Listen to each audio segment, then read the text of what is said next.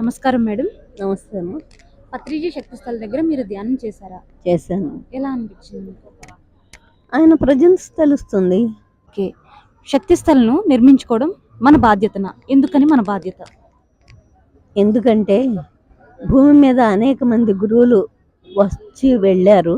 ఆ వచ్చి వెళ్ళడంలో ఒక ప్రాసెస్ అనేది ఎవరికి వాళ్ళు కొంత మార్పును తీసుకొచ్చి వెళ్ళారు.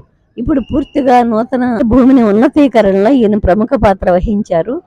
ఆ విషయం మనకి తెలుసు ప్రజెంట్ ఉన్నాళ్ళకి, కానీ రాబోయే తరాల వాళ్ళకి తెలియడం కోసం అది మనం నిర్మించుకుంటే వాళ్ళకి అర్థమవుతుంది ఎవరు దీనికోసం కృషి చేశారు అని.